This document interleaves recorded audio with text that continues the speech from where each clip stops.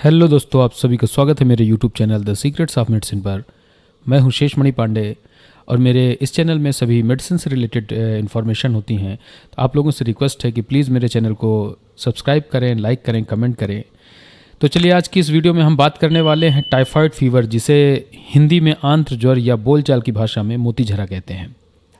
Typhoid fever एक blood infection है जो कि एक बैक्टीरिया द्वारा फैलता है, जिसे साल्मोनेला टाइफी कहते हैं। आइए जानते हैं कैसे फैलती है बीमारी। दोस्तों, टाइफाइड फीवर दूषित जल और भोजन के शरीर के अंदर प्रवेश करने की वजह से होती है, यानी कि अगर आप contaminated water and food injection करते हैं तभी ये बीमारी फैलती है। सिम्टम्स, इसके लक्षणों की बात करें तो साल्मोनेला टाइफी के संपर्क में आते ही इसके लक्षण 7 दिन से लेकर 15 से 20 दिन तक रह सकते हैं, जैसे कि पेट दर्द, बुखार आना जो कि 104 डिग्री फ़ारेनहाइट तक हो सकती है।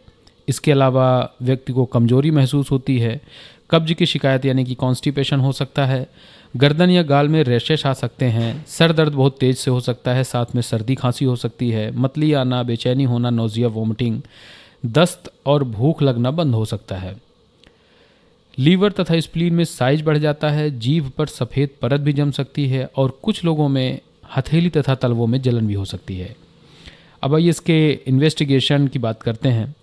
टाइफाइड फीवर की पुष्टि करने के लिए कुछ ब्लड टेस्ट कराए जाते हैं, जैसे कि Widal test, urine culture and CBC. Widal test के बाद ये कंफर्म हो जाता है कि पेशेंट को टाइफाइड है या नहीं, और टाइफाइड की पुष्टि होने के बाद उसके ट्रीटमेंट के लिए कुछ एंटीबायोटिक्स तथा सिम्टम्स के अकॉर्डिंगली कुछ मेडिसिन प्रिस्क्राइब की जाती हैं। इसके antibiotics as per the severity prescribe करते हैं, जैसे कि माइल्ड केस में ओरल एंटीबायोटिक्स दिए जाते हैं, जैसे कि एजिथ्रोमाइसिन एंड सेफेक्सिम, कुछ फ्लोरोक्विनोलोन्स लाइक ओफ्लॉक्सासिन या सिप्रोफ्लॉक्सासिन।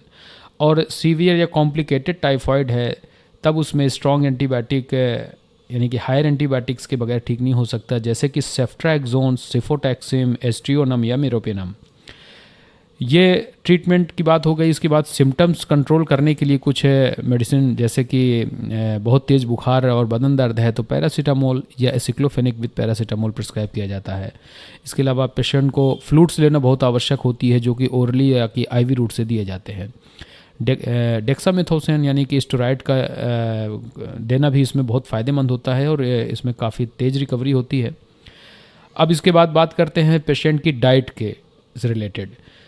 टाइफाइड फीवर से ग्रसित व्यक्ति को अपना हाइड्रेशन स्टेटस और इलेक्ट्रोलाइट बैलेंस मेंटेन रखना चाहिए। इसके लिए पेशेंट को लिक्विड खूब मात्रा में लेना चाहिए। डाइट में सॉफ्ट मील जैसे कि दलिया, खिचड़ी। इसके अलावा पेशेंट को अपने डॉक्टर से टच में भी रहना चाहिए, क्योंकि कई बार पेशेंट के डिस्चार्ज होने के बाद भी 2 से 3 महीने बाद भी कुछ कॉम्प्लिकेशन स्टार्ट हुए हैं। इसलिए इस बात का ध्यान रखना चाहिए कि आप अपने डॉक्टर से टच में रहें।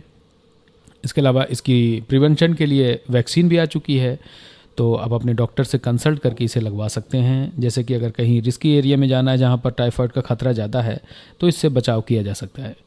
तो ये थी जानकारी दोस्तों टाइफाइड और उसके लक्षण और उसके इलाज की। कैसी लगी जानकारी दोस्तों, कमेंट बॉक्स में ज़रूर बताएं और ज़्यादा से ज़्यादा शेयर करें, सब्सक्राइब करें, कमेंट करें। मिलते हैं नेक्स्ट वीडियो में। Thank you.